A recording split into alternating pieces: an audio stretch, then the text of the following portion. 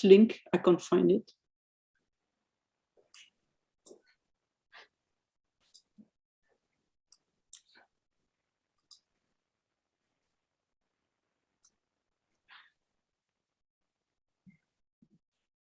I'll send the Dropbox links again now. Link, I can't find it. Okay. Good evening, everybody. The sun is still up, and it's 6:35 p.m. Welcome to Manhattan Community Board 4's Executive Committee meeting, our March meeting of the Executive Committee. We are holding this meeting virtually by the governor's executive order, which she extended through April 15th. I know there's a number of attendees in the audience. It doesn't appear we have anybody by phone this evening, but if anybody is dialing in from the phone, *6 and *9 are the raised hand and unmute functions. We'll take the items as we always do, talking about them, hear from the committee. If there's members from the public we need to hear from, we'll do that accordingly. But we do have some real items up for discussion tonight, and I do want to dive right into item 1. And we have some new business as well. Does anybody else have other new business to add from what's not on there? Okay. So we are 2 years into this meeting on the squares in person. Is the way we've done things. We had one full board meeting last July, and a couple of committee meetings as well. And so last month we learned the governor would be extending the executive order through April 15th. That has happened. The issue, as we understand it with the legislature, is that formally amending the open meetings law is extremely complicated. And legislation takes time to make. And so that we're not seeing an easy out as it relates to this. So Jesse and I have been talking about this for a couple of months now. Lowell and I were talking about this last year when we thought this stuff was going to happen. So Jesse distributed a memo to us all for review that provides an outline for 2 scenarios, 2 pathways that we could take to move forward within the confines of the law when this executive order is no longer in effect. The key factor, as Bert mentioned in our sort of pre-discussion, is that these things will cost, one of the scenarios will cost money, which we have some of that for it accordingly. But I'm going to pass it over to Jesse to sort of take us through this. But the goal for item 1 this evening is that we come up with a solution and we vote on that, so we can have that as our sort of governing mandate once that executive order has been lifted. So Jesse, do you want to give a little summary on the memo? Hi, everybody. Thank you, Jeffrey. Yes, so it's in the Dropbox. I just resent the link. I hope everybody has it. It's under a folder called CB4 and Open Meetings Law. So as Jeffrey explained, I think it's been clearly communicated by the governor that they would really like not to renew this emergency order come the April 15th, and that people should start meeting in public and plan to be meeting in public. And so as of right now, the open meetings law does not allow its members of a body such as this to meet remotely unless it's done in a public place. And so we know that that's just not a workable solution. And so I put together this memo. I first will just say I am certainly aware that there are alternatives to the ones that I'm suggesting. I just think the 2 I'm suggesting are the most practical and the most doable, and so sort of the kind of easiest to kind of wrap our brains around to get done. But if there are people on this executive committee or folks on the board who have much more savvy nuance and a knowledge about technology that's out there and things like that, I'm open to hearing from those folks completely. So I don't want it to be like these are the only 2 ideas. So the first idea really is just going back to normal business as we always have, which is Nothing is stopping us from meeting in public. The executive order allows us not to, but we can do so. So once that executive order, hold on one second. I'm sorry, JD is calling me, so I'm assuming he's trying to get in. I'll be right back. So as you'll recall, just to do some definitions, I want to make sure everybody's clear on what hybrid means. The hybrid proposal means that by the law, committee members would have to be in person, but the public or anybody else could participate virtually. So, when we had our meeting back last July, folks could watch that, but they could not participate. So the hybrid model allows for in-person participation and virtual participation. Just wanted to clarify the definition. Okay, Mr. Bodine, back to you. Sorry. I give some definitions in there. Thank you, Jeffrey, just so we're all clear on that same page here.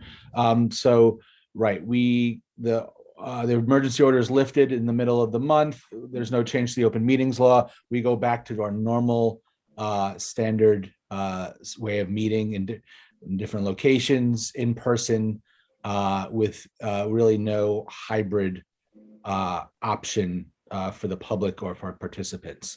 And that's allowable. I mean, that would be fine. And so to include a remote hybrid option, I listed out some numbers there.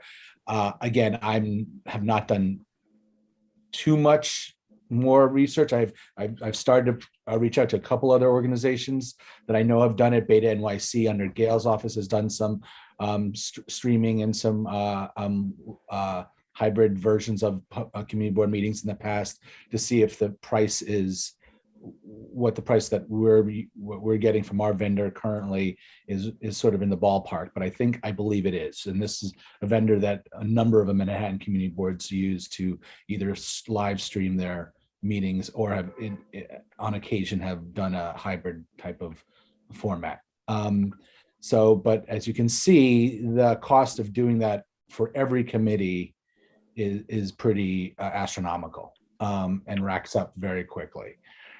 So I don't know if that's, really an option in terms of if we want to be hybrid, if we want as a body to say that's important, and we want to give access to the public and to the presenters on the agendas, ability to call in.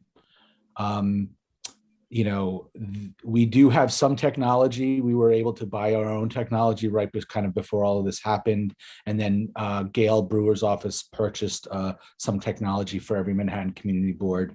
So we do have some good stuff. We have 2 Owl Pros, which are these kind of very simple plug and play devices that are all in one. It's got a kind of a 360 camera. It also does voice tracking. So, if we were in a room together, it would sort of hear my voice and be able to, one of the cameras would focus in on me, while also giving the perspective of the entire room. It's certainly a different view. You're not going to, it's a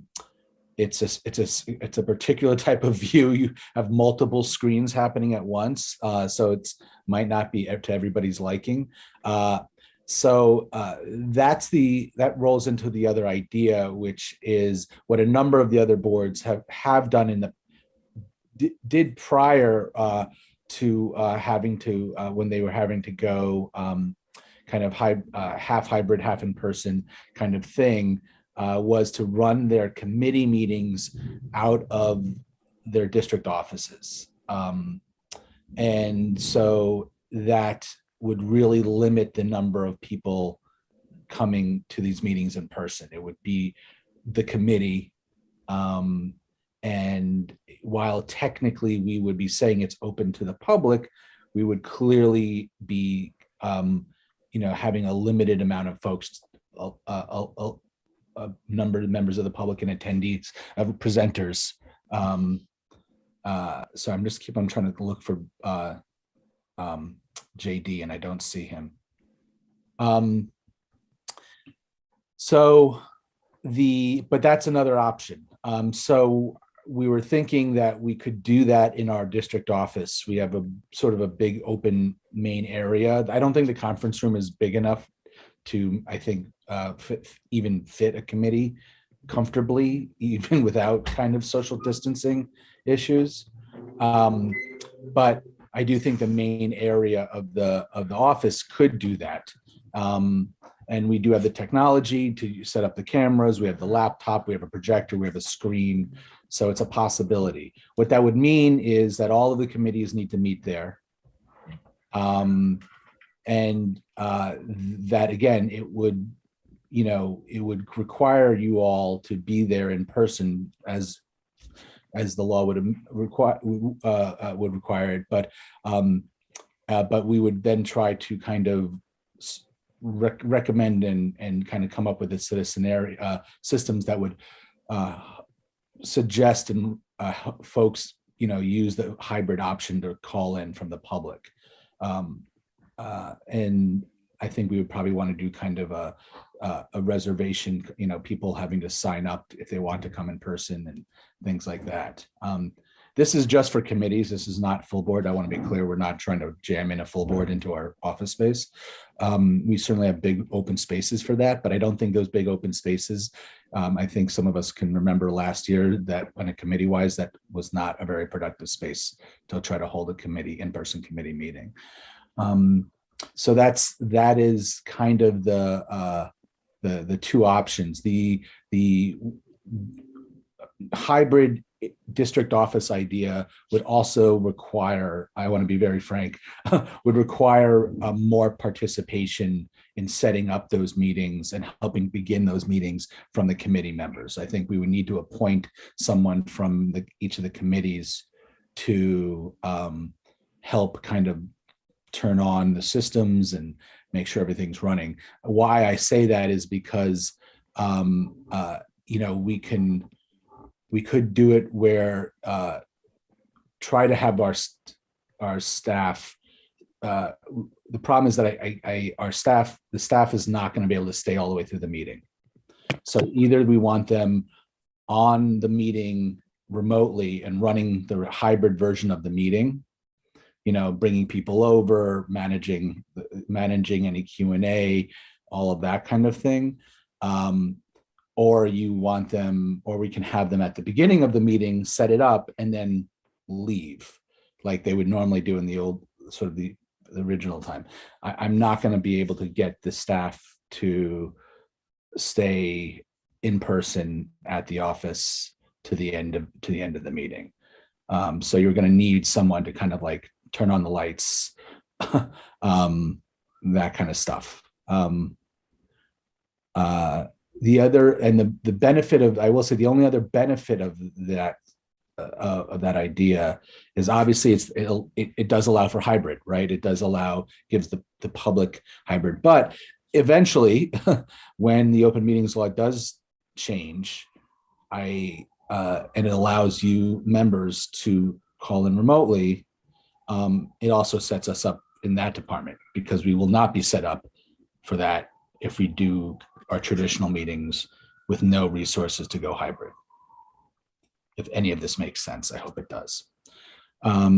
So I would like, I'm happy to answer all questions. But again, I think what Jeffrey said, and I think it's important, I think what I would like to do is have some type of recommendation come out of this committee towards the full board, based off of the memo I wrote. If there's another idea, we can talk about that and recommend that idea, but then saying to the board itself, this is what we're doing. And this is the plan. Thanks for that, Jesse. The hands are up. People Yeah. have things to say. Christine, we'll start with you. So I have a question, clarification. I'm sorry, can someone help me? Can someone call JD and help him get onto the meeting? Because I'm trying to answer questions and he's calling me. Can someone do that? Thank you, Paul. Leslie's handling that. Leslie or Paul, thank you. I really appreciate it. Okay, Christine, go ahead. So when you are suggesting that if one of the option would be the full board is in person, all in person, right? But then the committees would be we can have the committee member in person and the public is away, which is in a sense a hybrid, right? So therefore the costs you have shown for the hybrid are still valid for that option, right? No, so the option for, and I apologize, I think I got a couple questions on my memo, and I apologize for any confusion on it. So the cost would be for the hybrids or for the streaming is for the remote concept, which is being, and I apologize. So for the remote, when I say remote, I mean like us meeting at 30th Street or the Hotel Trades Council. Not at the office. No, at the office, there'd be no, I would hope there'd be no cost, because we already have two very good, conference call meeting devices that have cameras and microphones and speakers in them. We have tables, we have chairs, we have a projector and a screen. So if we did it in the district office, there would be little to no cost at this point. Okay, so further question, I'm sorry. So the system we would use there would not be Zoom? It would be Zoom. No, it would be Zoom. I'm simply talking about hardware. So we would still be on Zoom tentatively, because we have our license renewed into 2023. Right. But yes, we would still be meeting on Zoom.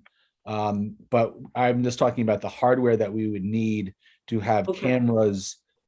So if you're imagining yourself in the conference, in the space, you need cameras on you as the committee, so the public can see you remotely from their homes, and then you need to be able to see them. So then you need a projector and a screen to see who's calling in and seeing what you're saying. Couldn't, for example, each person have a mobile, a portable, and be using Zoom as if they were at home, but they could be in the room?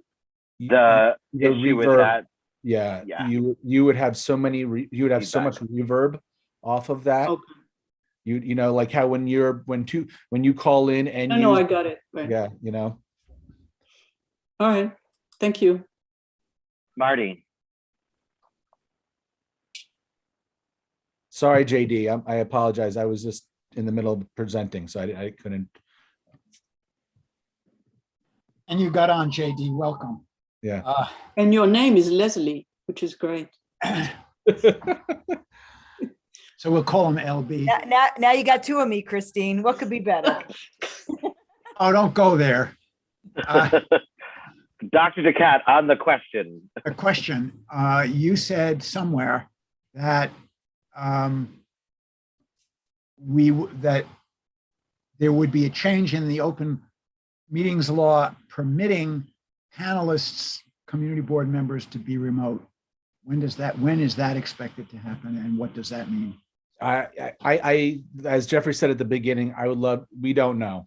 I don't know. I know that there's pending legislation. I know there's an interest in getting it done. I also know it seems to not be clearly the priority, because it should have gotten done the last time they pulled back the emergency order back in July last year. And I was hoping that they would, that's why we wrote our letter saying, please don't do this until you change the open meetings law. So I don't have the answer to that. I don't know. Well, I just make the statement that I'm sure I'm not going to be the only one that's going to be, I still wear the mask, even though I see a whole lot of people not wearing them. And I'm not going to be the only one that's uncomfortable at crowded rooms. Thanks, Marty. Lowell? Question on the law as it now stands, or as it will stand. If we have a quorum in the committee room at 33rd Street and in the office, can other members of the committee attend remotely? I will say, I think in general, if that member wants to participate as a full member and vote and part in that way, no, because they would have to list their location as a public space. If they were calling in to simply participate in the conversation and then not vote, that as a nuance, I would have to confirm that. Because They would not be able to vote. They would not be able to do their their responsibility, which is to vote on that on a resolution. all right, I get that, but if for Marty's concern, if there were 16 members on a committee and 9 of us were in the room and the other 7 were remote, we would have a quorum. We would technically be able to meet. The other 7 would be giving up their voting rights, but they'd still be able to participate, would they not? Again, I would have to I would want to double check that. I think there may be a way of doing that, but again, then that goes into, I think, a very goes into a complicated that complicates things in that, knowing, for all of the other reasons, in terms of trying to make sure we know who's going to be there for quorum and who's not going to be there for quorum. Understood, but yeah. it would reduce the stress in the office of trying to fit 16 people into the office, and would allow us a little bit more distance in the office. And then if there are people who are truly, concerned about being in a public space, they could do that, and we'd be I would discussing those 2 issues. Let's just put that, rather than going back and forth. I get it. Let me find out. Okay. Because I would want to check that with open meetings committee, and confirm whether that would Understood. be doable. Yeah. Okay, thanks. Bert? Yeah, Lowell, you just raised an issue that hit me over the head. Because a quorum is of voting members. And you can't count people who can't vote. I'm not the lawyer in this group, okay? I'm just talking as an interested participant. I can't imagine you counting people who can't vote as part of the quorum to make a vote. Bert, that's not what I was saying. Yeah, no. I thought you were talking about, because I'm saying you have a quorum. Jesse was talking about they can participate, but they can't vote. Right, but I'm not counting them toward quorum either. I'd be counting. But you had 9, you had 6 and 7, 9. Jesse is going to check on it. Yeah, We I'm don't gonna know. check on it, but to answer your question, Bert, the people, the members that would be calling in remotely would literally sort of just be almost like members of the public. Yeah, They they would can't not be counted for the quorum. They wouldn't be counted as quorum. They would be, Okay, you I could just say that wanted to they're be- participating in the conversation, but they would be sort of not actual board members at that. And the change in the open meeting floor that we're talking about affects not, let's say, visitors, not members of the public, but it affects us. Because members of the public can participate in the meeting even if they're doing it remote, I assume. They could ask questions and stuff, but the law change is only pertinent to us participating remotely. I just want to be clear on that. Okay. Yeah, we could be doing hybrid. We could have been doing hybrid years ago. Yeah, if okay, we that's- wanted to. Yeah, But yes. the open meetings law refers to us, Simply as the body, right? body. And the reason, if we were remote and we couldn't vote, is because we're not in a public space. Yeah.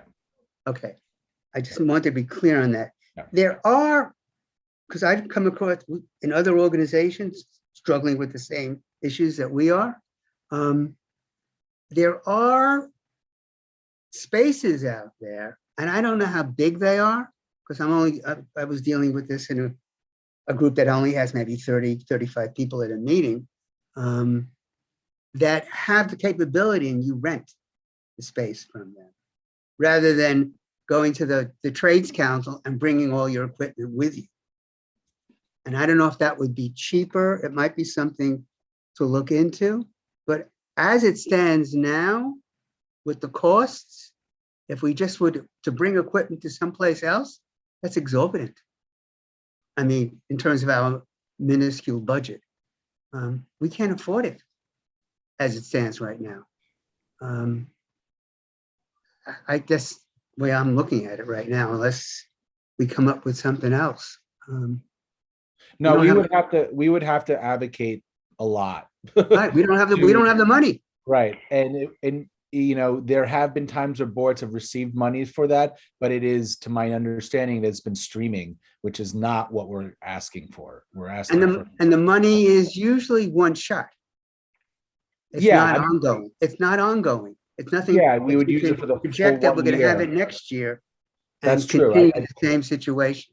That's true. I mean, Yeah. far be it far from finding other locations that are going to be within our budget, which I will just say, like, you have to just realize we're talking about 9 committees, right? We're Yeah. talking about the 7 committees plus exec, plus if we want to do a full board, you know, it's and then if there's anything else that we want to do in person. So, you know, in terms of just racking that up, but yeah, Okay. I that's an idea. And Thanks. obviously, if anybody knows of anything, you know, it's that's the other thing. There are spaces that we do know of that kind of have that technology, but again, to ask them to either, they're not set up to sort of rent us the space. They're set up to maybe donate the space, but they're not. I don't think they're able to donate to us 9 times a month. So like that's kind of the dilemma. Yeah. Carrie? Sorry. Thanks. I felt like I was following until the very last bit. So I have a couple questions, but to follow up on that first, I thought you said, Jesse, that there was no cost if we met at the district office. There isn't. Well, yes, there's no service. We're not hiring someone to do it. It would be a completely what I call a mom and pop situation. So to visualize it, to help visualize it for you, you guys would all be sitting around at tables. There would be someone on a computer. There'd be a couple cameras set up. There might be 1 or 2 people from the public. There might be 1 or 2 presenters that if we felt like the presenter really needs to be in the room, there you guys would have a big screen. Myself, again, I might be able to actually physically be there sometimes because I don't work on the same structure as my staff. But the staff would be remote, so they would be managing the meeting, but they would be doing it from their home. You know, doing the same thing that they do now with all of the meetings, but doing it there. And so that would pretty much be it. And so we have all of that. We can do that. It'll be a little choppy the first few times. I want us to be able to be prepared, but we can do that for no cost. Can you? Except for the cost for the full board meeting. The full board would, Yeah, Have again, to be I'm just talking somewhere. about committees. we're I'm just talking about committees at this right now, point. just committees. Yeah, full Yep. boards. Full boards were actually good a little bit. I'll just be very quick about that. Is that we ended up, what I like to do once we found this service and we were going to do it, I just paid them for assuming that we were going to be in this situation. I paid them for the whole year, and so we have a good credit. We have a big gold credit with them because we decided to go fully remote, virtual. Sorry, fully virtual, and so. In terms of full board setups, we're pretty good. So I don't want us to worry about full boards. Okay, can you help me with the distinction between the price for streaming and hybrid? And that feels like another factor within there. I know Yeah, well, that's separate from what we just talked about, right? Yeah. So we did, Right. just for example, last July we did streaming. That means all that means is that you jump on our YouTube page and you can see the full board live as it's happening in person, the in-person full board meeting. I'll be honest with you. Yes, there's some way of people commenting as it's happening on YouTube. I don't think I have the bandwidth, or anybody here has the bandwidth, honestly, to try to like turn that into some version of a hybrid, a call-in kind of situation where the public is having access to us. And so the step up would be basically they're running another computer as basically as a viewer of the meeting. So their cameras, there are 3 cameras that they had set up, viewing the chair, one of the speakers, and then the other speaker microphone would then they would feed that into there's one of our Zoom accounts basically, and it would be so people on Zoom would be watching those camera feeds. And so then when we got to the point where we would want to ask for members of the public who are calling in remotely, they would be able to unmute themselves and there'd be speakers and we'd be able to hear them. Unfortunately, right now, I don't have an easy solution to a visual. We don't have video yet at the Fulton Center. We're having it at the Fulton Auditorium right now, is where we have our full boards located until something like Mount Sinai opens up to us. So I don't have an easy visual, sorry. So, oh, sorry, geez. Can One you of those come back, nights. come right We're gonna back go to to me? I'm Dale. sorry, thanks. We're gonna go to Dale. Okay, thanks. So essentially, Jesse, what you're saying is if we do it the mom and pop version at the office for the committee meetings, one of us is going to be basically a tech coordinator, one of the two co-chairs. Yeah, I mean, the way I envision it is that someone would need to turn the computer on, right? Get all the machines on, and and log in, log into the meeting, log into the meeting. Once they're logged in, Nellie, Janine, or myself would be the co-host. We would take over all of the virtual responsibilities there. Got it.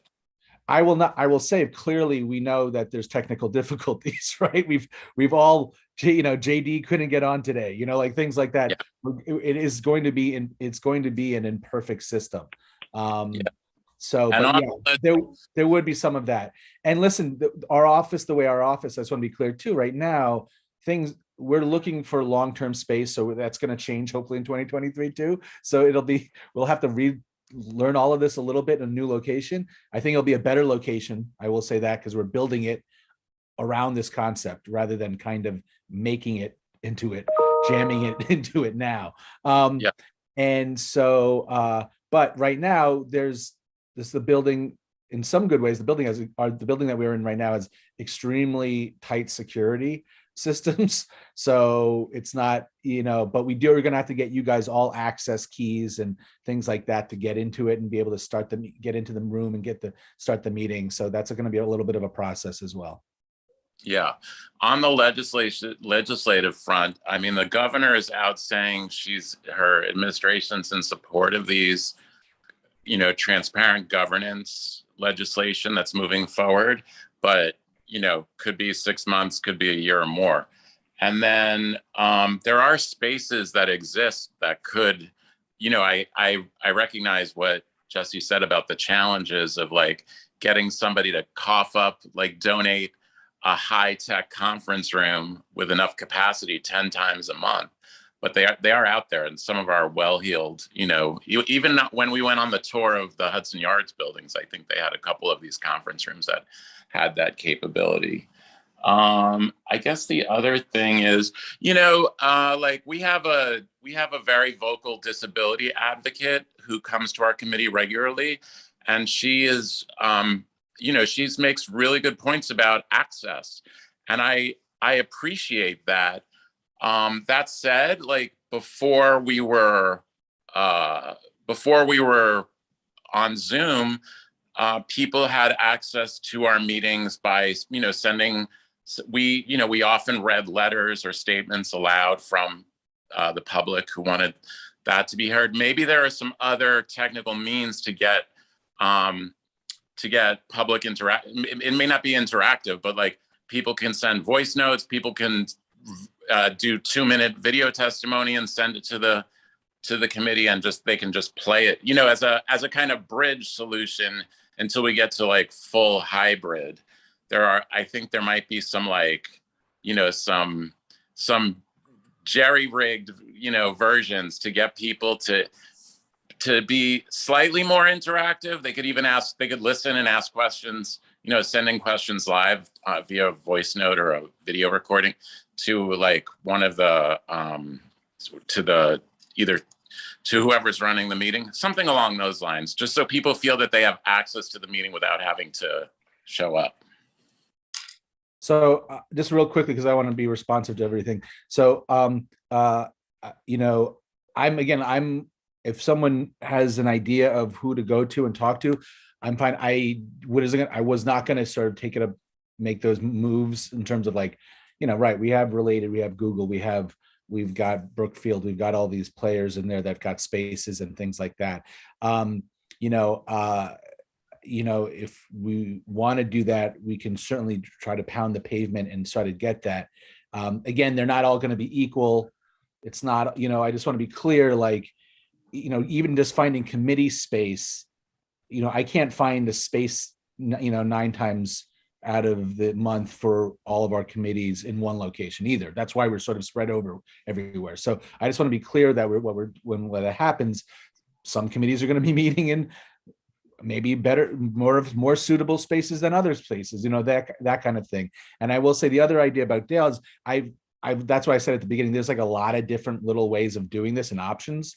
And I'm open to anybody who's got an idea about it. I just want to be, I'm very weary of setting something up that can be consistent, and that we don't make a promise to the public that we can't actually meet every month, Right. whatever reasons, so like, and that's my concern about, sure, we could take the computers and the Owl Pros on the road, but one of them gets lost, one of them gets broken, so we store it someplace and someone broke in and stole it. Not These are all options, and then all of a sudden we're no longer making that commitment or fulfilling that commitment that we made. But I agree with you, Dale. My concern is also, I don't want us to just, I want us to, if we choose to just sort of go back to in-person, sort of standard in-person meetings that we did, I do want us to recognize there's going to be folks that are going to say, well, why can't you do this? Why can't, I need that access, and so we won't be in the wrong. We won't be doing anything wrong, but I do want to say that will be a pressure.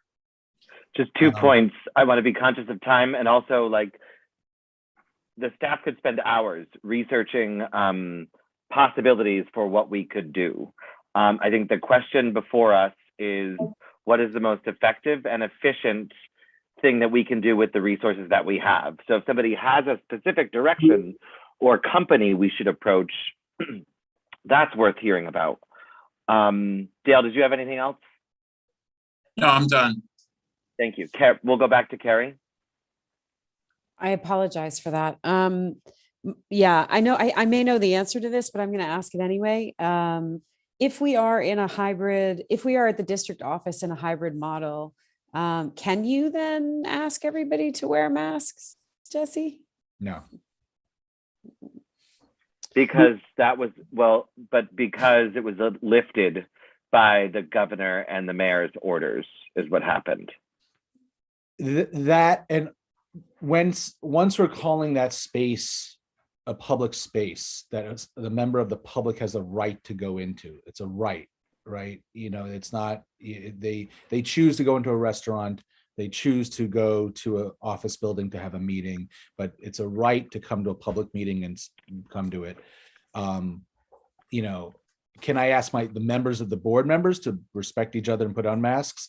I think we could all possibly do that, right? I don't necessarily, but again, but it's in terms of like the actual rules, and I can't. Okay. I might as well just let everyone know that I'm an organ transplant recipient, so I'm severely immunocompromised. So this is a real bummer for me. I'm going to be advocating for, unfortunately, as little contact with you all fine people as possible. And I do I have one suggestion that just popped into my head since we're negotiating with them right now, which is Chelsea Piers. They must have some space somewhere. Wow, that's far away. That's too far away? Location is the issue. Yeah. We try to be very central. Okay, sorry. Thank you. Okay. Thanks, Carrie. But we have done that. We have done that. We've done the Intrepid. We did the Intrepid once.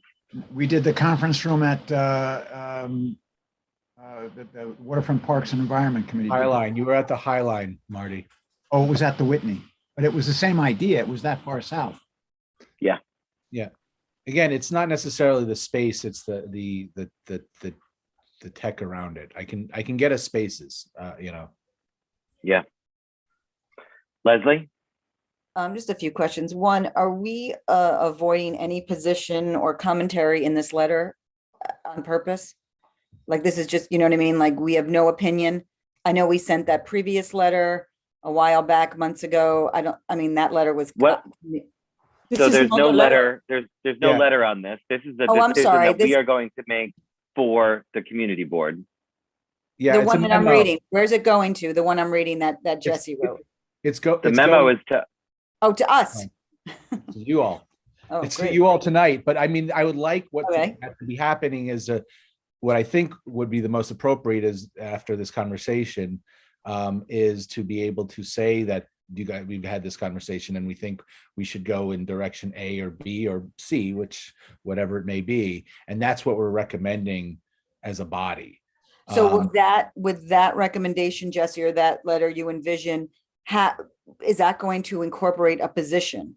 Like, are we going to put some teeth into that? Well, Or it's are we just- again, it's not a letter, it's an internal memo. It's Okay, well literally then, just saying to the board, to the rest of the board, come April 15th, 16th, we're going to do one of these three things. We can certainly write another letter if we want to write another letter, you know, great. getting kind of at our governor or at our, you know, at our elected officials saying, well, you know, about funding and all of those things, that's fine, but that's not the purpose of this document. Gotcha. This Okay, is then I purely would, an operational board operational thing. okay, then I would like to advocate for that on a side, that a Okay. very strong worded letter, because there's lots of, and second, have you looked into MMN on 59th Street? Because they're public and they have to use it for public space. So many out, it's all the Manhattan Neighborhood Network. No, I know didn't they're more because satellite and just TV, but outside they of our do that. district also. yeah, I mean, I didn't, well, that was one reason, but I also was under the impression that they were selling that, but They sold. I certainly can look into that as if they are able to do it, the same concept that what I'm proposing. Again, I just want to be clear, you know, I think M&M is not a bad idea, simply because they do have the technology there, and if they have the space, then maybe. But there are other things I would have to follow, but that's an idea for sure. Katie? Thanks.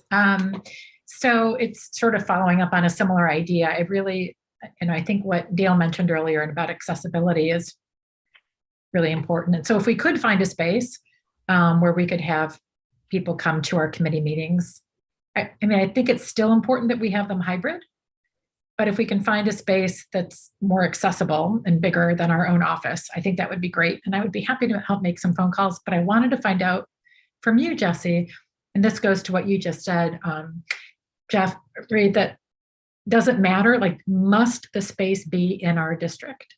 Like, for example, frankly, some like law firms that are maybe just outside our district are coming to mind because they have big conference rooms and they have to do sort of good stuff for the community. So, I mean, there's nothing that says it has to be in our district. Clearly, like if we want it to be, if you know, if there's a little, let's say this, my solution to that idea is if there's a core group of folks that want to come out of this tonight that say that they want to start making some phone calls to ideas that they're having, I'm all for it. I'm all for it. I'm you know, again, and to me, that's not necessarily changing what we're trying exactly. to ask you Yeah. guys tonight, Right. because I think it's still the same concept, which is we are going to try to set up a hybrid idea, whether it for the happens committee in the meetings office or it happens somewhere else.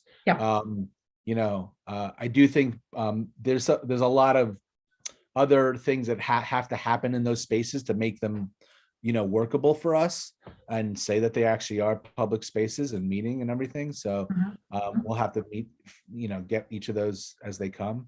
But no, I Right. mean, if it's right outside of our district, in this atmosphere that we're in now, I don't necessarily know if we would, again, I would defer it all to you, but Great. Thank you. And then I would be happy to volunteer to make some of those phone calls. Thank you. Thanks, Katie. Alan? Thank you, Jeffrey. So I was going to ask about the change in the office, but you answered that already, Jesse, so thank you. If that was going to impact us at all. But I think having a regular place that we know we can do business in, I think financially is an important aspect of this. I think down the road, if you're looking at, let's say, at a law firm space, we schedule something and they need it for, an emergency meeting or something. I mean, there are things that could happen down the road where all of a sudden you put your notice out that we're going to be meeting in a certain place and we can't meet there. I don't think we want that to happen. So I think for a start, the office seems to me at least to be the best way to go. Thanks. Thank you, Alan. Jessica? Thank you. Yeah, I'm netting out where Alan is.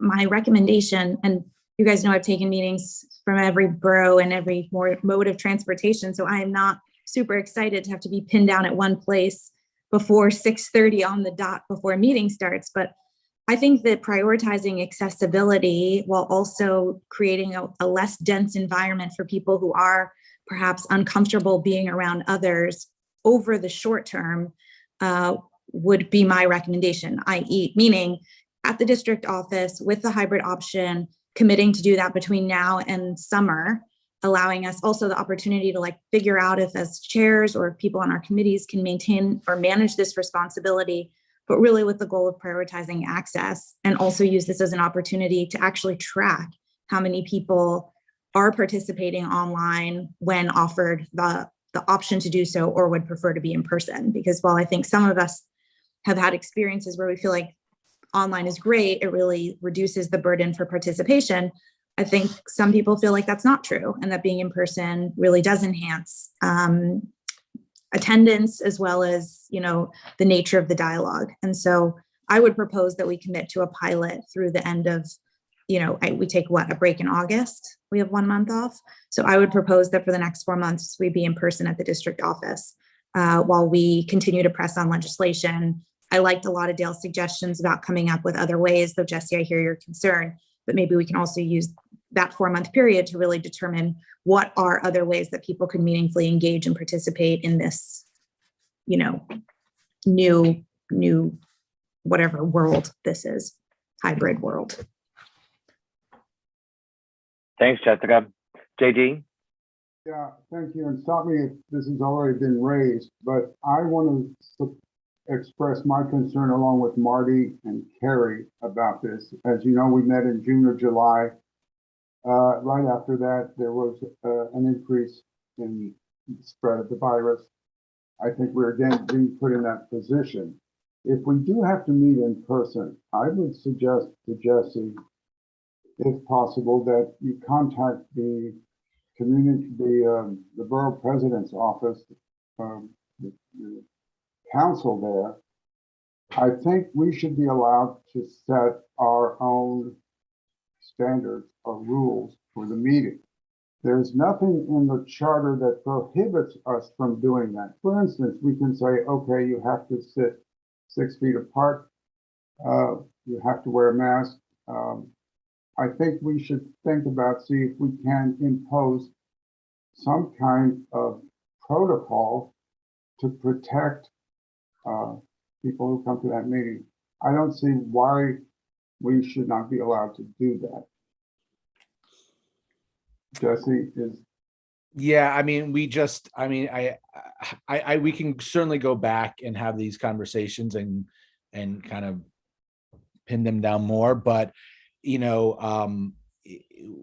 think the borough president, Mark Levine, not Brad, Mark Levine, sent out a memo that I sent around to all the members I think if you got a chance to look at it, which kind of answers a lot of those questions. I mean, I actively cannot require masks. I can't actively inquire about vaccinations.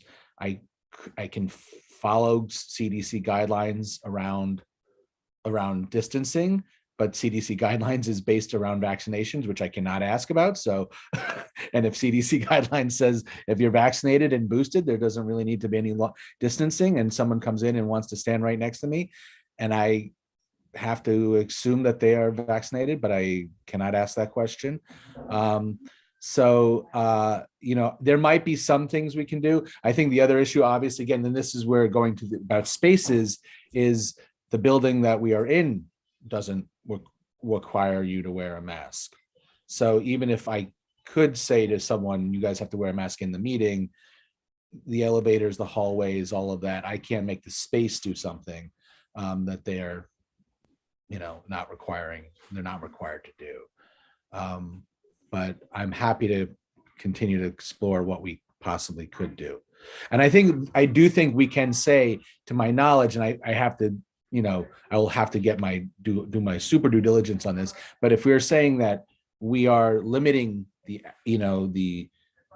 this room space due to the size of the committees and due to the size of the space, and it's very limited, that is why we're following CDC guidelines, and we don't have the option of asking anybody about their vaccination. So we are limiting the number of people that are coming in from the outside besides the committee members. So other boards do that. They limit it to like literally 1 or 2 people, or first come first served kind of thing.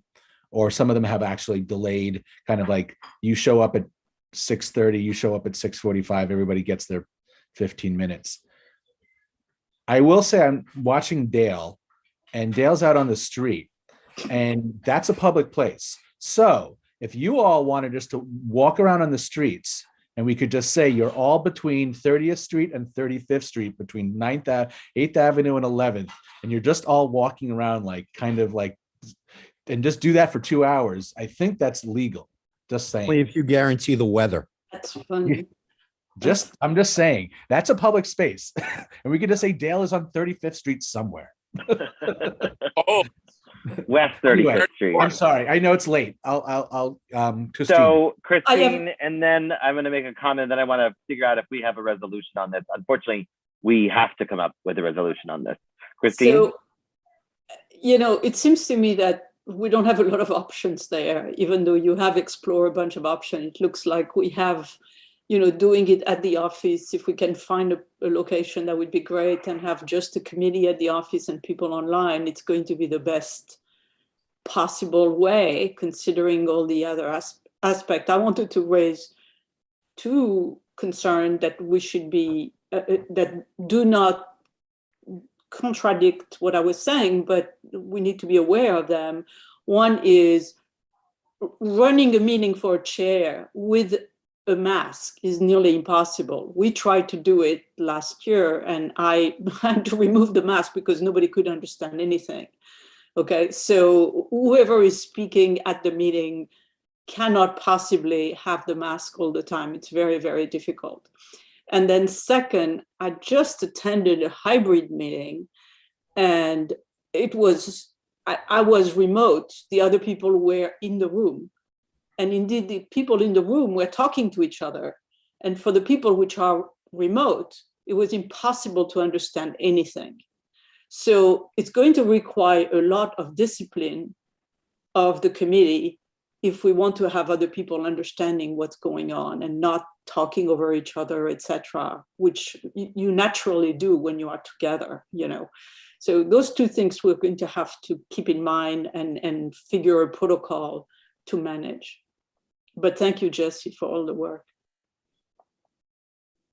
So I'm going to go to Mike. Lowell, I see your hand going up, but can I go to Mike, or go ahead? Yeah, no, sure. Go where you need to go. Okay. Jessica, let's. I mean, Lowell, I was going to go to the public. That's why I just. Just very quickly then, have because Jeffrey, we're spending more time discussing whether or not I can say something than what I wanted to say.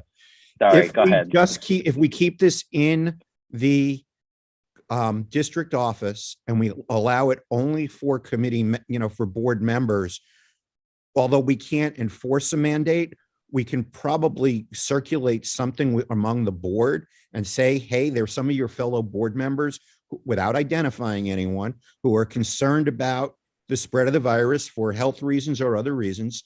And we are asking, board members to please respect each other. And that way we don't have to enforce it on the public. There may be some recalcitrant members of this board, but, I think most of us would look out for each other. I think that's a worthwhile suggestion. Jesse, can we, Mr. Noble, I see you on our squares. Go right ahead, sir. Thank you, Jeffrey. I sympathize with Kerry's concern. I'm not in quite the same category, but I am almost there. And I'll let you guys know that, people are still dying from COVID around here. And my cousin, 2 years younger than me, just died 2 weeks ago from COVID-related problems, right? And they arose because he was not able to get vaccinated due to his immunocompromised situation. So, I'm in the same boat. There are a couple of us who might not be able to attend these things. My question is, just to clarify now, we're talking about committee meetings in a hybrid model. The general meetings, what are we doing there? Is that going to be all of a sudden hybrid or not? Is that the You're talking about suggestion? the full board meetings, Mike? Yeah, full board. Yeah, our plan is to when we go in person, full board meetings, that they will be hybrid. Okay. That means that the public can be calling in remotely. Yeah, that's a big plus. I mean, that's the public. What about the members? No.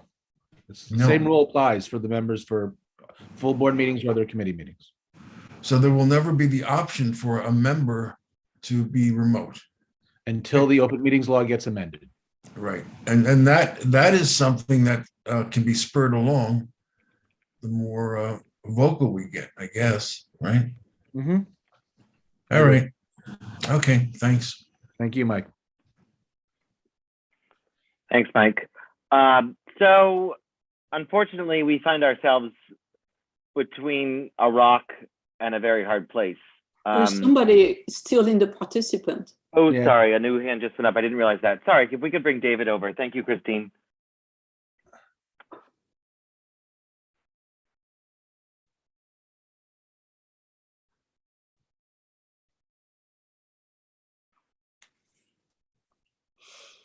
Hi, David. Hi, David. Go ahead. Hi, I'm just wondering if there's any option for us to weigh in with an opinion on amending the open meetings law, maybe to just continue Zoom. I've really appreciated it. The one meeting that we had last year that was in person, I had a very hard time hearing. I have a little bit of hearing loss myself. I've really enjoyed the Zoom experience, and I wonder if we have any background information on how it has affected participation to date. Do we know, Jesse, in terms of members' attendance or public attendance, whether it's been a good thing or a bad thing for public participation? No, I mean, I have not done the data crunch on that because we didn't keep records as Zoom. The nice thing about Zoom is it keeps all the records for us, and we didn't necessarily keep as detailed. We have sign-in sheets and things like that from our previous experience. But I think across the board, everybody agrees that the public participation in these meetings has been so much higher because of the remote access capability. So I don't think there's an argument there. And again, I go back to what Leslie was saying. I think we can certainly advocate on that and continue. I think we should advocate on the passage, the amending of the law, and then also funding for whatever amendments are allowed. So if we can certainly do that, we continue to do that. Okay, thank you. You're welcome. Thanks, David. So let me say that unfortunately in situations like this, It is always those with a vulnerability, a disability, or something outside of what we think is just to be struggles the most with a return to this. And that really sucks, quite frankly. And I'm sorry that we don't have a solution that automatically can accommodate everybody. It is a fault of the law, and it is a problem that we've been enduring in this pandemic for the past 2 years. So apologies that not everybody can be met exactly where they are as we figure out what best to do and keep ourselves within the letter of the law. I think that's also key to think about. We are really making sure that we are within a legal framework that exists through which we can operate. It sounds like there was consensus over the committee meetings in the district office using the technical capabilities that we have in-house, which would have staff managing the meeting remotely. It would involve some technical capabilities of committee members or co-chairs. It would require those in person, committee members to be in person. I am very open to Lowell's suggestion of circulating a letter, making a recommendation. Obviously we cannot require masking or vaccination status, but I think a good neighbor policy type thing is something we could think about as a part of this. But time is not on our side here. We have to make this decision before April 15th, because when that executive order expires, we've got to figure out what we'll be switching to. So bearing all that, are there any other additional suggestions that folks can make that we can execute on? Christine. Well, if we have some members who have clearly immunodeficiencies, maybe we can explore a medical exception to the rule of saying these people do not have to come in person. You know, everybody else comes in person. If somebody has the mask or not mask, this is okay. But if we have 2, 3, 4 members that cannot deal with that, I think a medical exception would sound like a reasonable path. We can certainly do so. I think that has been explored, and unfortunately, everything has been returned back to me as saying that there is no current exception for that situation. But well, my question, if we do it anyway, I mean, would we be, if we have a quorum and we do it anyway, do we find, you know, is there some loose area, yep. Right? Jessica? Thank you. I really like that idea, but just on a new idea, do we feel that every committee essentially is created equal? And is there if going to the option of using the district office is burdensome, though I'm not entirely clear why it would be so overwhelmingly burdensome, but if that model is too burdensome and people want to be in other offices, not streaming, so not a hybrid option, you know, should we allow that for subject-based committees, but not, for example, exec? So making exec one that has to be in person from the district office, but everything else not. You know, Jesse and I talked about this, whereby we would have meetings continue virtually. Votes would not count, right? The votes taken would end up as a recommendation potentially before the executive committee, where we'd have to ratify in a way, but conform to the letter of the law. So, Jesse, I don't know if that's exactly what Jessica's suggesting, right? Jessica, you're suggesting that if a committee as a whole says they would actually rather do, let's say we have option 1, which is, you know, standard in-person meeting at our favorite community facility space that allows us to meet there, or option 2, meeting in the district office with a hybrid function. Exactly. And for some reason, the committee as a whole says, you know what, we rather meet just in the good old days, the way that we used to. Or alternatively, we exec decide that exec and the board meetings must be hybrid, but everything else doesn't. Like, I don't think it's appropriate for committees to decide. I wouldn't say that Right. like Chelsea land use could be remote, but Hell's Kitchen land use not. I think that like, I think Got it. that, I understand. don't think that would So be like that's, equitable, or you were talking about offering consistent experiences across. I don't think that would be appropriate. But if everything ultimately is to come before exec and the board, full board, then again, I'm not sure that I think that being at the district office is so burdensome, but if we've been talking about this for over an hour, so clearly some people do feel that that's not a preferred option, then I would suggest that we consider making all committees not available except for those 2 committees in which essentially all of the most significant issues ultimately come before those 2 committees for discussion. Confused. I will just be, can I just add to that? I just in terms, I think a number of people who have raised concerns about this, I think the concerns that they raised would be across both options. I think if we meet, if we met at our normal old locations and said it's open to the public, therefore I have no way of stopping all those people from coming in, compared to the other option, which is meeting in the office, saying it's going to be hybrid, really pushing that as the way of working at attending the meeting, and then also finding a way of that meets the letter of the law, but that creates a limited number of people coming in. The issues from what I've heard are all health related, and they would be impacted by either of those scenarios. So that's my only response. Okay. Yeah. I mean, if people, yeah, okay, I'll shut up. Sorry, we're going forever. Yeah, that's kind of the problem here. So Someone wanted Jessica, I like the suggestion, but it doesn't eliminate, still the need. You want a motion, Jeffrey? That would be very helpful, Katie. Let me go to Marty and then I'll take a motion. Marty? I was thinking not a motion, actually, although I'm interested to hear what you say. Jesse and Jeffrey have heard our hour and 40-minute conversation, or whatever the time is. I don't think this group is going to construct anything sensible.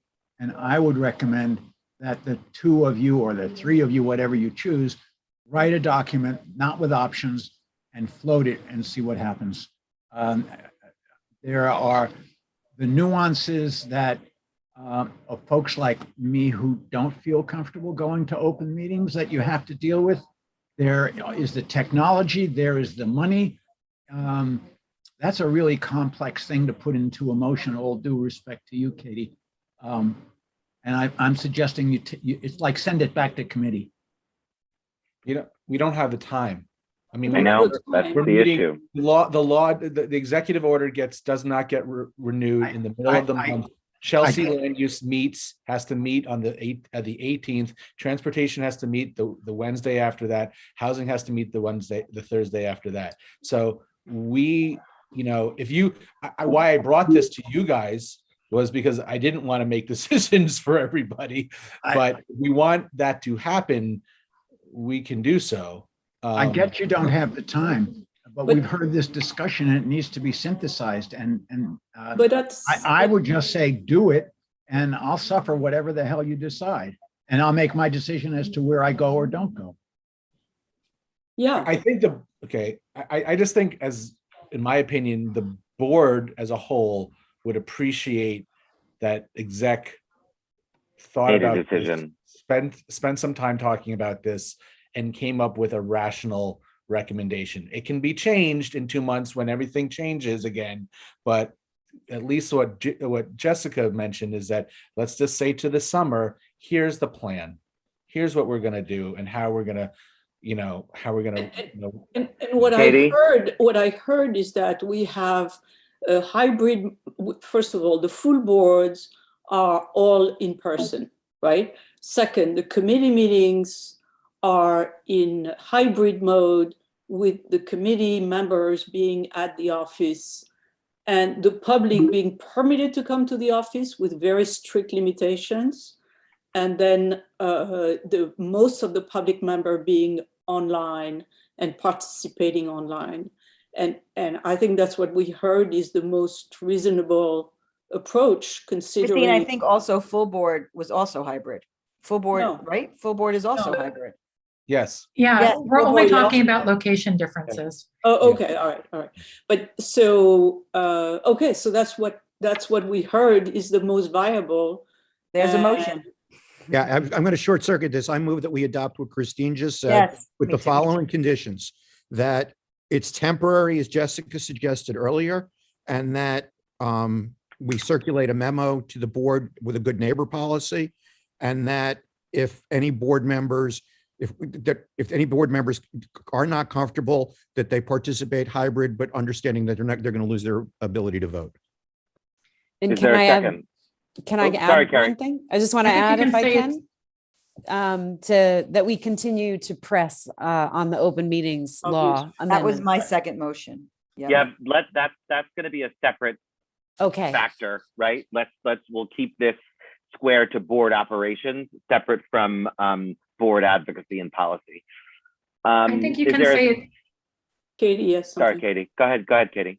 I think you can say it so much more easily. Move that CB4 host full board meetings and committee meetings with a hybrid option for participants, semicolon, and that all committee meetings happen in the district office. Period. With the That's all it memo is. and with the memo and the And the exception. other option that was in the exception. The And memo I So also is there a think we second? also, Temporary the status. time limit, and the a time time limit. limit, it's important, and that we include, after this certain amount of time, we evaluate what has happened. And if we want to continue, I mean, we want to change. Okay. I mean, I think we always reevaluate, right? But if we want to say, But I want to be clear that we're going to do it.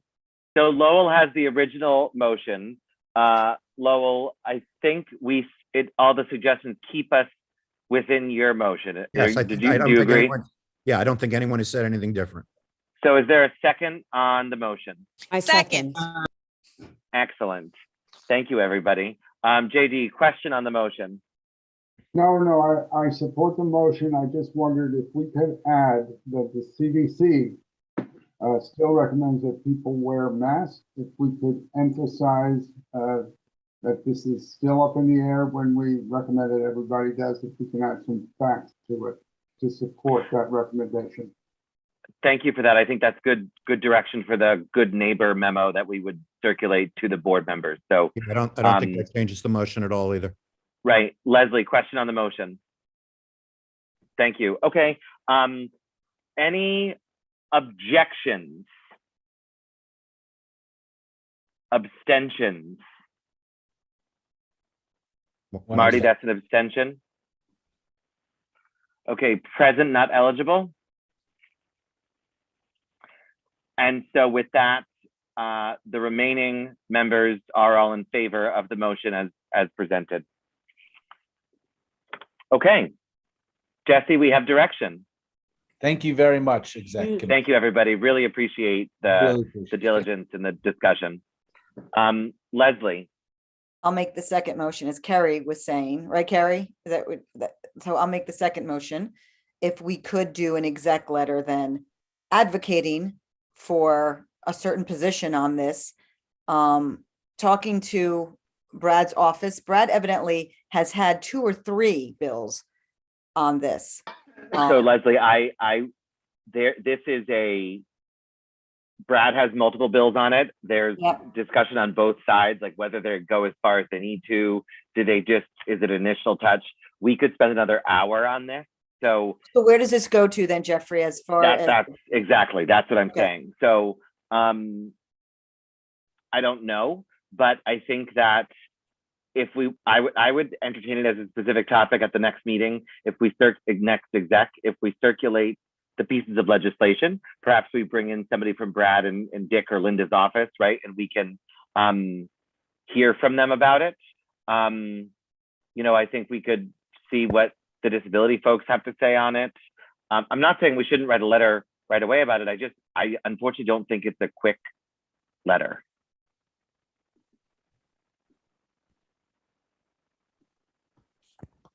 I think it would Make be a helpful motion. to know. I think it would be helpful to know what are the proposed legislation so we can comment on them.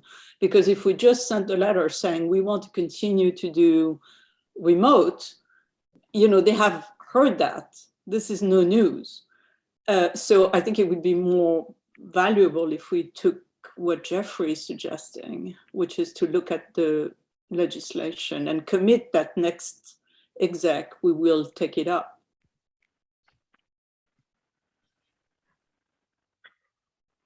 Leslie, does that make sense? We will confer on that, you and me. Sure, figure I don't out- think, I don't Okay. think it's necessarily tied to any legislation. I mean, we're not just talking about, we're talking about elderly people. We're talking about, That, so but the list is very legislation, long, whatever's and in that's the the thing. legislation or not, is what I'm saying. Yeah. But sure, if we want to wait another month, that's fine too. Okay. So I'm going to move into, I need to find my agenda now. Item 2, and this will be reports back, just a summary review from Housing, Chelsea Land Use, and Hell's Kitchen Land Use on your discussions about the FAR residential cap increase. So, No. did I go out of order? Yeah, it's Sorry. the budget task force letter. Oh, thank you. Okay, over to you, Leslie. Thank you. So as you know, we all do this every year. This year we formed a response to the mayor's proposed budget. And then we had everyone from each of the committees, well, most of each of the committees weigh in specifically on their share of the letter. Jesse, was a letter in circulation or not yet? Yep, It is. Yep. Okay, so it was in the Dropbox.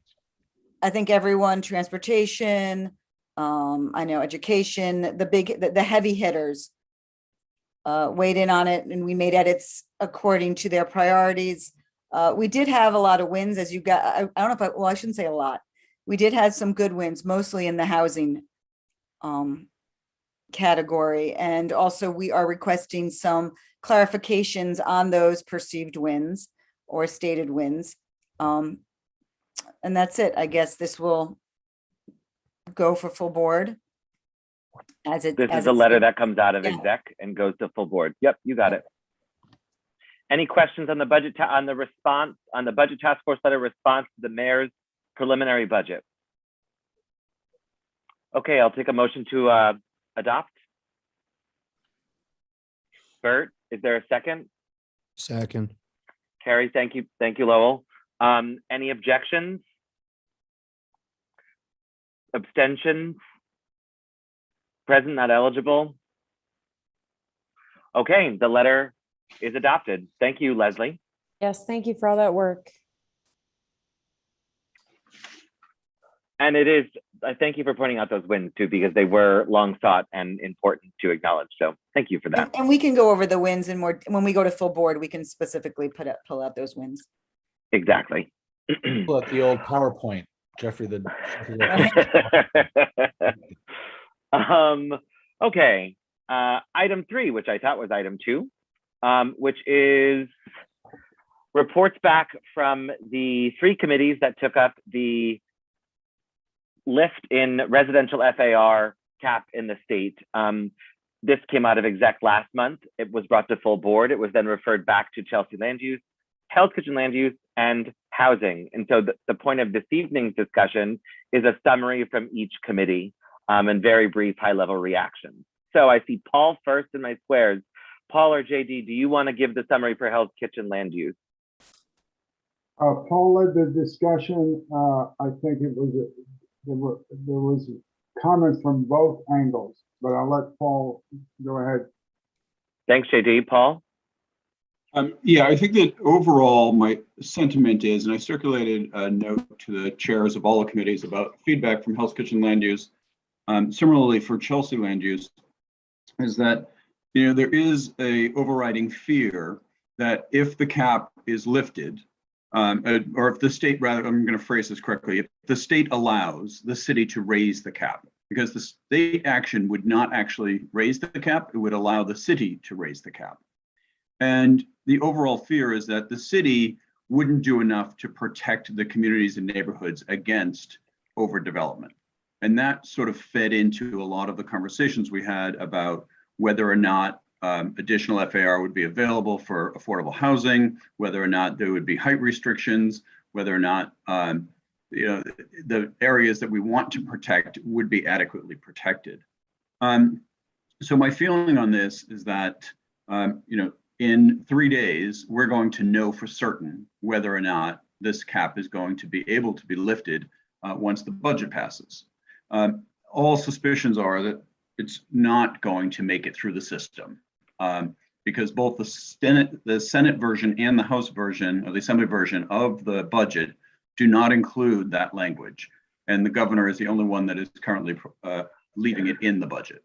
Paul, I hear you on that. I hear you on that. But the summary from your committee is what matters. So I was gonna move into a sort of a proposal of what we go in the next direction. If you want me to just read through the notes I took from the meeting, that's fine too. There was a note that increasing the FAR won't necessarily provide affordable housing. We need to have a focus on developers who will build affordable housing at 12.0 or less. The state cap is in place as a nice final backstop to political pressures that occur at city level. The state officials were in fact opposed to this, so that's why the state and Senate budget that I was just discussing came into play. And that there was a notion that the affordable housing crisis can't just be resolved in Manhattan alone, and the resolution must be part of a regional approach. So some considerations to take is on focus on scale and temperament of buildings, with attention to design guidelines, streetscapes, and height limits, noting that livability is more important to the neighborhood, that we don't violate existing zoning bonuses, and a cumulative effect would still need to be capped. An FAR increase only to occur in areas with high density, residential FAR not to exceed commercial density. We would incorporate requirement for minimum levels of affordable units in any increase of FAR, applying the current CB4 guidelines for affordable housing, affordable requirements to remain the same up to 12 FAR, and perhaps anything above 12 FAR would require additional affordable units. We'd want to be paying attention to number and size of the apartments. Any affordable housing percentage should be proportionate to the overall size of the building, not based on the number of units.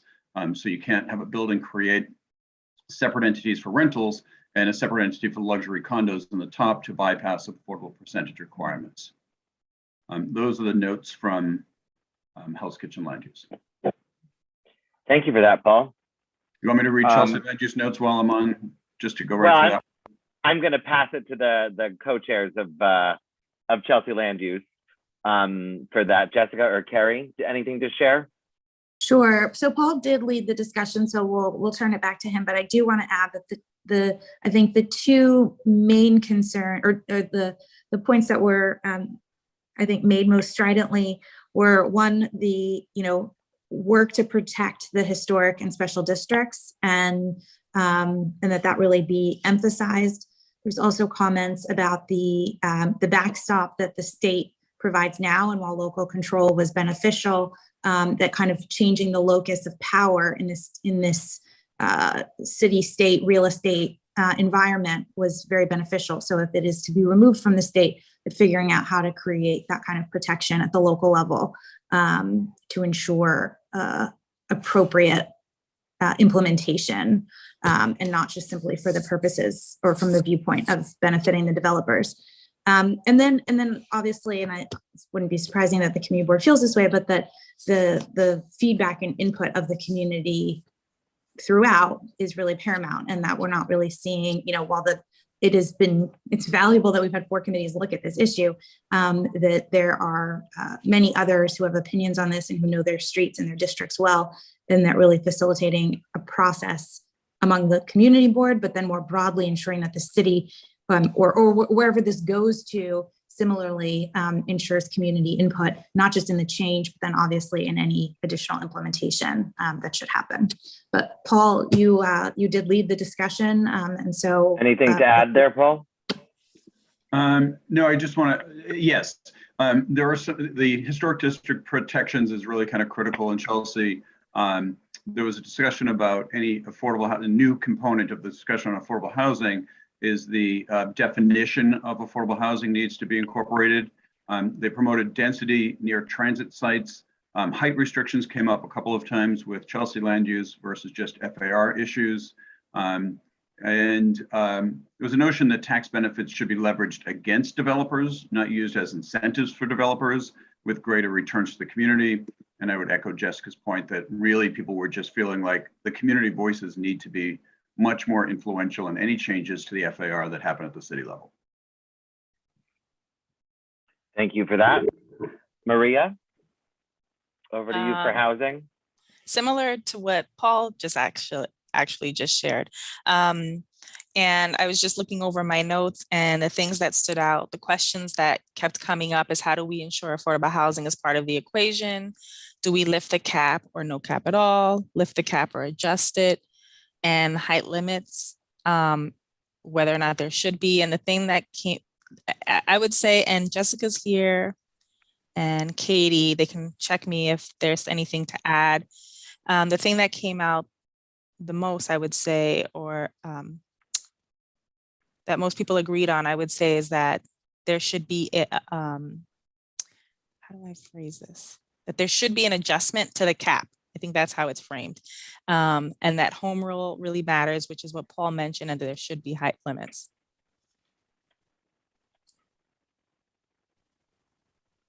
Thank you for that, Maria. Anybody from, so general comments, but anybody on the committees that wanted to share something specific or highlight? I think that was an excellent summary. I attended housing, tuned into the others. Thank you, everybody, for taking this up. Any other comments from exec on it or members of committees who went? Marty? I've been thinking about this after hearing discussions, and a very simple statement. I think home rule is important, but I think it's a red herring in this case. I think the 12 FAR is a much more important focus, and it should be maintained. Thanks, Marty. Bert? Christine, and then Bert, was it? Sorry. Christine. Yeah, I listened to the HHS hearing discussion, and I think they did a pretty good job of starting to shape, parameters that would be controls over what happens. And I thought that was very constructive, and I would, encourage us, CB4, of creating a framework and, essentially try to see whether we can leverage that our knowledge into something that is viable and which is not as risky and as scary. Because I think the fear and the scary are real, and they are based on real issues. We know the developers are going to push the envelope as much as possible, and that's going to generate bad behaviors, and we need to get smart about it. I mean, the zoning, a lot of the zoning work that Joe and had done before, and JD, has been very successful in controlling the small, the size of buildings and the protection of the districts. So I think we have a history of doing it right, and I think putting our head together and those committees could really generate something which is very powerful. Thank you, Christine. Jessica, and then Lowell. Thank you. I would just add one. I found the housing discussion just really excellent, and the high level of expertise and suggestions that were offered there was really enlightening, frankly, but also just very high quality. So kudos to all of you, Maria and others, for facilitating that. Joe, of course. And with, I know that there are many people who feel like a change, is to open, a Pandora's box. And so figuring out, if we believe that as a committee or as a community board, how do we work sort of publicly to, recognizing this is on Zoom and on YouTube, but how do we work publicly to, go against this, if this is how the board feels, while also quietly working to advance real guidelines that, should this be changed, that we have at the ready. And I know, Jeffrey, that's sort of why you wanted to bring this to the group, but I think getting the full community board to be on board with that two-tracked approach, if that's in fact the way we want to go, is still a task that I don't think we've quite accomplished across all committees. Right. Thank you for that. Paul? Did Lowell want to? No, Oh, Jessica. sorry, Lowell. Jessica just covered what I wanted to say. So. All right, now, and I'm actually going to follow suit with what Jessica's suggesting, and maybe what we want to do is think about the board taking a position on the state language, right, and whether or not we want to say anything to the governor or to our senators and representatives in the assembly to say that we are against the removal, we are in favor of the removal, and there is a full range of opinions on that on the board. But then secondary is to start a track on city regulations, so that if this does get the ability to be lifted at the city level, that we have some guidelines and procedures already put into place to protect our neighborhoods. Ideas came up such as maybe we now reduce the FAR in historic districts from where it currently is at 3 to 2, so that when they come in and say they want to get to 12, there's no way they can actually get there. And that put those protections in place at the city level. So I think that we want to tackle it, I think, from those two directions, as Jessica points out, the state level and then the city level. Sure. Thanks, Paul. Okay, Jesse, if we could bring Mike Noble over, and then I think this has been a really useful discussion, and I want to chat with Jesse, and I think perhaps I may end up, after a discussion with Jesse, maybe we have a meeting with the co-chairs of Chelsea Land Use, Hell's Kitchen Land Use, and Housing, to figure out if there's a next step and what it might be and where it would belong. But I really appreciate everybody taking it up this month. So Mike, I believe you're here for comment from the public. Yes, thank you.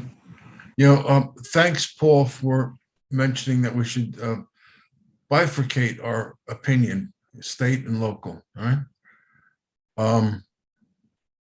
The most of the stuff that gets built here in the city is as of right.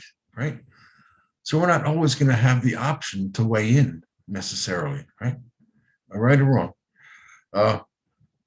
If you look across the state, most jurisdictions, like where my sister lives in Rye, I found out today from her that the FAR limits on residential housing in Rye range from 0.15 to 0.45 FAR.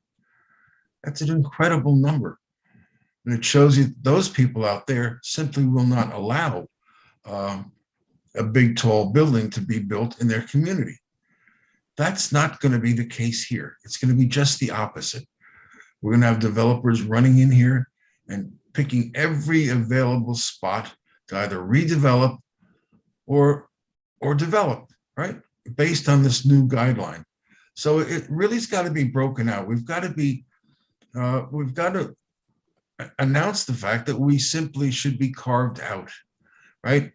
And I have an idea that this whole idea was aimed at us.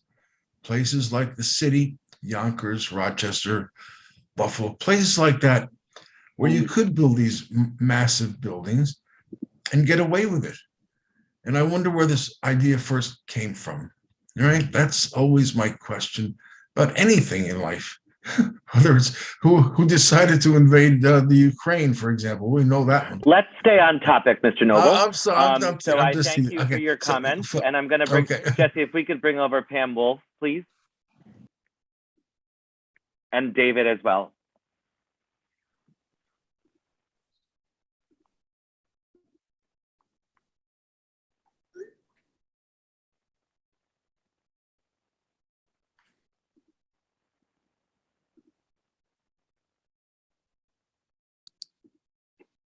Hi, Pam. Go ahead. Hi. Didn't know if I was going to get here or not. So for starters, Jessica said it would be like opening Pandora's box, and indeed it is truly like lifting the lid off of the box. I'm very opposed to any lifting of the cap. from the get-go.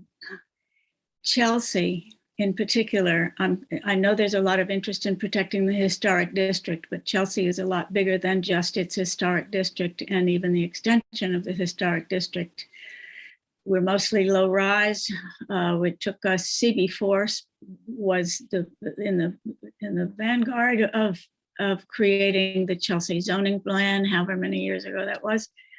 And it has protected us, but what it did was it basically taught east of 7th Avenue and west of 10th Avenue to the developers who took it and ran with it.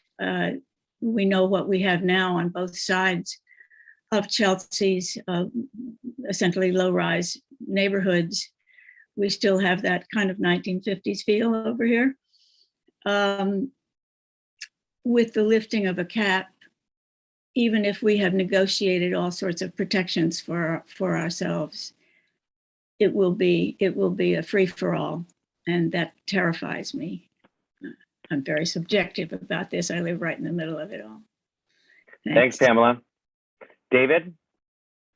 Yeah, I've listened to the discussions, and I'm not sure everyone is clear that we're really talking about a conversation with the state and a separate conversation with the city. And the cap is not part of a zoning resolution. It's part of the multiple dwelling law, which has to do with the construction of individual buildings and not where they are. It's relates only to residential buildings. And, you know, all of this comes about because lifting the cap or not lifting the cap is what the state is talking about. And we've kind of introduced all of this consideration of contingencies that we might make on lifting the cap. I think it's important to make clear that all of those would be negotiated with the city. I don't think the state, in a document that regulates the height of stair railings in an apartment building, is going to talk about, you know, where and how the FAR cap might be tied to affordable housing. It's just not that kind of document. And once that cap is lifted, you know, we're sort of in free fall with the city. You know, then we're negotiating not from a point of power. We can't say to the city, you know, the state got rid of the cap, so now we would like any building that exceeds the cap to have a certain component of affordable housing. We're negotiating with two separate parties, and I think before we encourage the state to eliminate the cap, we would want to make sure that the city was on board and know that the city would, through time, honor whatever obligations it made. And that gets into very complicated territory. I'm not sure that that's being taken into account in our discussions. That's all for now. Thank you, David. I would note that this is after 3 committee meetings taking it up. The discussion is continuing here this evening, and it will going forward. You know, the impetus for this is housing. You know, it's funny, Mike Noble mentioned Rye, a very expensive place to live because there's an extreme limitation on housing generation. So the discussion will continue. Thank you, everybody, for the reports from the committee. Really great hearing that. I would recommend, if folks are interested in this topic, watching the discussions at each committee was illuminating and distinct, and really, I think, sets up a strong framework for how we can continue a discussion going forward. So with that, I'm going to pivot into the chair's report Jeffrey, I'm sorry. So what is the next step? What is the next step we're doing with this? Anything? Well, my sense is I want to sort of chat with Jesse on thinking of next steps, but then my first reaction would be to sit down with the relevant co-chairs of the committees and sort of take it from there. There was no plan for action this evening other than sort of reporting back at this point in time. Okay, thanks. Sure, thank you. Okay, chair's report. The Social and Racial Justice Task Force. Jesse and I met with Katie and the new co-chair of that, Leslie. They brought back to their committee task force earlier this month that the pivot is going to be quarterly going forward. They will choose issues that they can draw attention to, hold an event or a forum on, and deal with things like that. Katie, I know you're off camera, but if you have anything to add on this, please do feel free to jump in. But just so folks know, that is how the Social and Racial Justice Task Force is going to continue. I think we'll probably shift the name. I don't know that it can be a task force in that nature, but go back from meeting monthly and figure out what a quarterly operation will look like. On Port Authority Bus Terminal Replacement Working Group, there's been meetings recently with the port. There was one supposed to be planned for the city. Things are largely on hold at the moment as the port aggregates and plans a response to all the information and feedback we provided them. Bert, anything to add to that? Yeah, I just would say that it's on abeyance right now. We're not on a regular schedule because the Port Authority is incorporating, hopefully, some of the suggestions we've made, other organizations have made, and then they're going to do a new presentation and revising their plan. And so there's no reason for us to meet with them. Meanwhile, we have met with city planning to see what their situation is with the port and what their ideas are. And we're trying to arrange right now a meeting we were supposed to have for tomorrow. Has to be rescheduled for reasons of DOT personnel with the DOT to see where they are in terms of Port Authority and the bus plans. Thank you for that, Bert. Please, Jesse.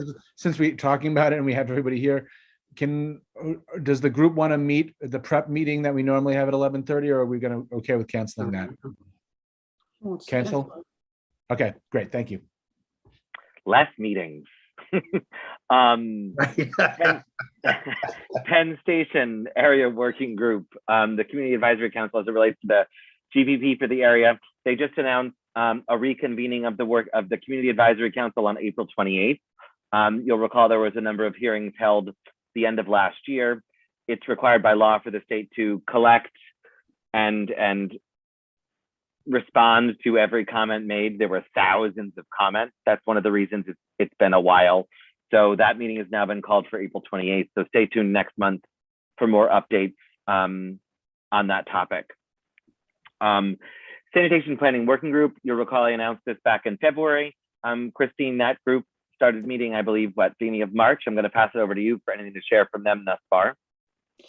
Yes, we met 1.5 weeks ago, and with the help of Jesse, invited Sanitation, to whom we had sent a lot of questions.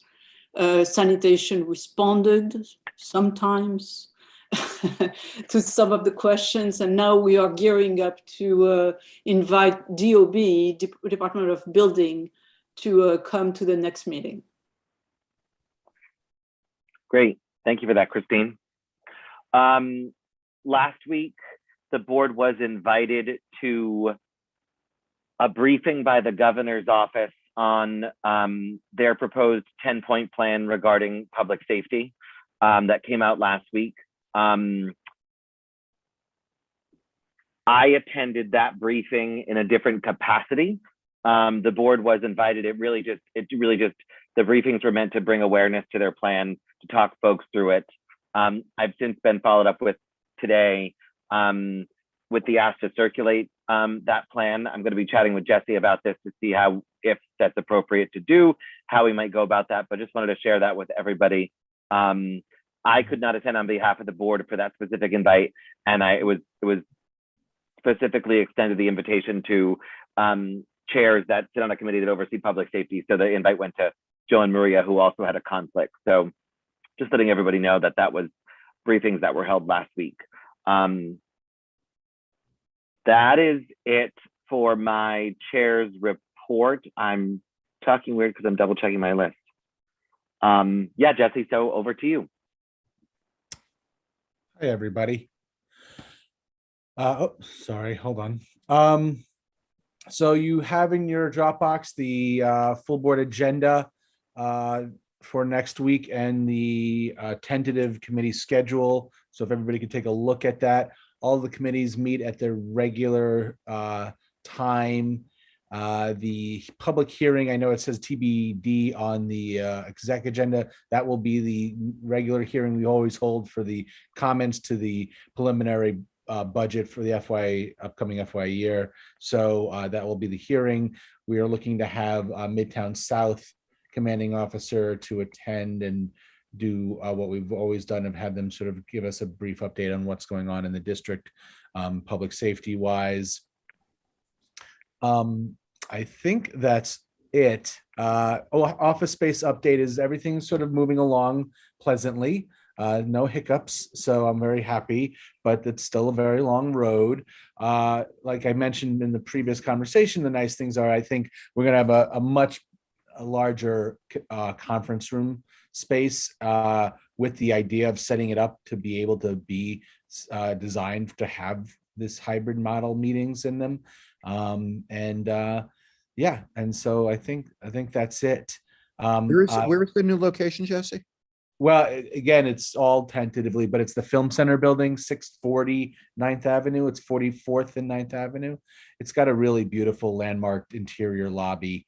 That's what we like here at CB4. We always like that landmarked interior lobby stuff. So we're sort of limited in that fashion. But that's where it's at. It's on the second floor. It's a great space. And Jeffrey got to see it, in its raw form. Hopefully we'll see, we're going to start making plans. And that's it. Any questions for Jesse? Great. I have two bits of new business. One is just a straightforward notification, and one is just a question. The Transportation Committee, I think it was 2 months ago now, did an internal survey on curb use prioritization. It was a useful and interesting exercise, and the committee has asked if we'll do as we've done with previous surveys and send it out to our listserv. So we're going to do that again with this survey. You may recall we've done one with, we did one about sidewalk and snow, pedestrian access on the sidewalk. And there have been others as well, but this will go out in the next month or so. So stay tuned for that, because everybody should do it, and it's a good exercise about curb use prioritization. Separately, I've been asked by a number of members, and I think I try to really think about how we can continue to develop leadership on the board. Term limits will be coming at some point for many of us, sooner rather than later. And I think there's a lot that we can do to actually make sure that our practices, our internal hard drives are exported and shared with members. And I think a way to do that is to show gratitude and help to elevate people. And a couple of folks asked me if they are the volunteers that draft the letter in committee, could their name be printed on the letter? Not as a signature to the letter, but just to designate authorship. I thought it was I've been chewing it over. I talked about it with Jesse, obviously, and I think it's one of those things. It's a small thing that we might think about doing that shows people you get thanks for your work. It's a way to begin to identify folks who do want to take on more work for the board and on behalf of the board and our committees. So I just wanted to throw that out to folks to think about. I don't know that we need to come up with an answer to it tonight, but if anybody has any initial reactions, please do share. Lowell? Yeah, I don't think it's appropriate, because when the committee chairs and the board chair are signing their letter, they're not saying they wrote the letter. It's coming on behalf of the community board. I think what would be appropriate is calling out the people at the full board meeting and giving them recognition for writing it, as we've done in the past. Those letters are not coming, they're not saying the chairs wrote them. It's coming from the chairs because they're the chair of the committee. And I don't think it's appropriate to do that. Marty, and then JD? I sort of don't agree with that. I agree that the letter comes out from the board as not signed by individual members, but I think as it goes to the board, it is a good idea to encourage people to write letters, to in some way acknowledge their authorship on the letter, even though that's removed when the letter becomes approved by the board. Thanks, Marty. JD? I'm all for giving anybody that wants to write these damn letters all the credit they want. Absolutely. Frankly, it's either Paul or I writing the letters. So anybody wants to do it, sign the letter. Great. Thanks, JD. Jessica? Oh, you're on mute, Jess. Sorry. This is a very minor point because in general, I'm very focused on like cultivating and bringing people in and creating an environment where people feel like they can have ownership. So if people like this could be a great way to do that.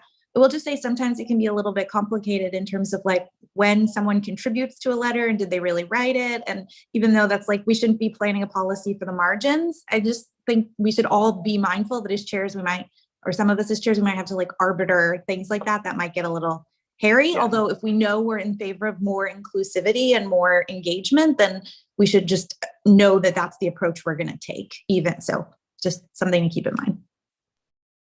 Thank you for that. Bert?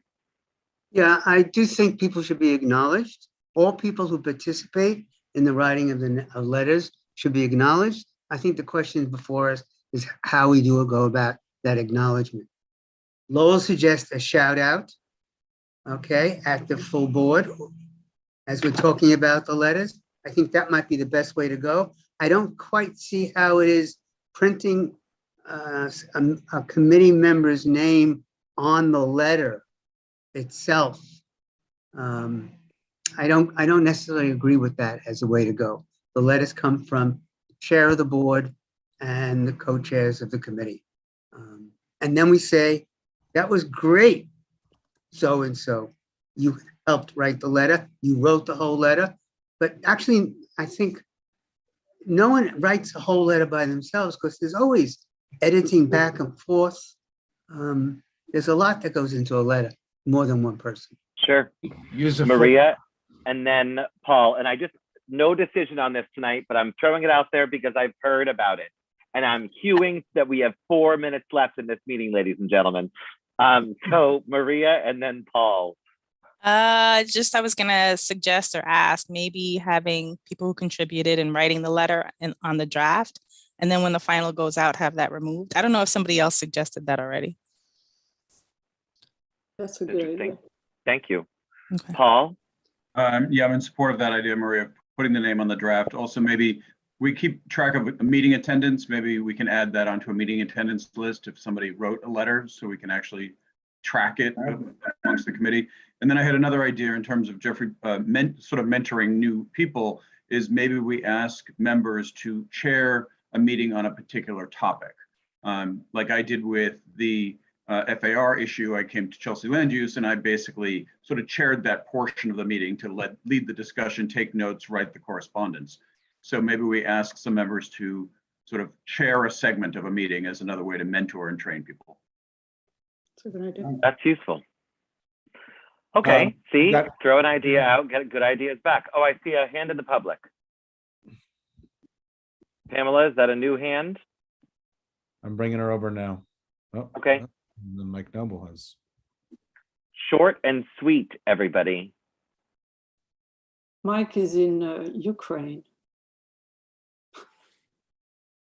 Pamela, on this topic? Yeah, hi, I just wanted to say I agree with Bert's comments and his opinion on this subject. And I did rather like the idea that the author should be named on the draft, but then removed from the letter when it goes out from the full board.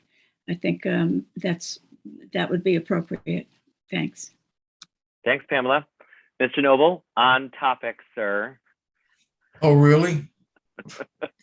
Am I allowed to tell you that I did my interview for the reapplication to the board and that Carl Wilson has now applied? He was in my group. We had 100 people on site. Mike, please. Mike, seriously, please, on topic. Okay. I agree with Maria. I think that, we let the folks in-house know who wrote the letters, but that they shouldn't be announced to the public. It's not necessary. Okay. Thank you. Well, more to chew on, food for thought. Any final questions, other bits of business? Leslie? You having fun, Jeffrey? I'll get it under 1 minute, Jeffrey, under 1 minute. Actually, and this could be offline. I just want to know how it went with the Chelsea Piers public meeting, but we can, because I didn't get any, we didn't get any reports. Oh, that probably should have been, actually, that's a good point. That should have been in my report. Christine and I gave testimony on behalf of the board at the Chelsea Piers public hearing, significant action last, but it was the 22nd of the month. There's no yet resolution. Chelsea Piers turned out a lot of folks, right? They turned out all I was their going to ask that. subtenants, Did they turned out all pack their the room? customers. Of course they did. But I have to say, there was many folks who gave sentiments and echoed our position as well. So I think, you know, more to go. The advisory council is taking it up in the next week or so. And so we're not going to stop our advocacy and discussions on it. Lowell? Just to add very quickly to that, when it was presented to the board of the trust, Noreen did very fairly lay out the CB4 position. So the board of the trust is aware of the board's position. Good. Yeah. Pamela, on that topic? No, way off topic. Okay. But if it's Short the and end of the sweet. meeting, I just wanted to jump in with a quick announcement Sure. to the executive board. This has to do with Scott Stifler. He was supposed to have had his surgery this morning. It was postponed to Wednesday because a little boy came in as a much more urgent piece of surgery. I just want to let people know that, and I will be sending out information about the results of this surgery and going forward. Thanks. Thanks for that, Pamela. Obviously, send him our best. I will do that. Well, with that, I will entertain a motion to adjourn. Motion. Thanks, Christine. All right, everybody. JD, I appreciate the force. I beat you, Bert. Good night, everybody. Thank you, everybody. Enjoy your Good dinner. night. Bye.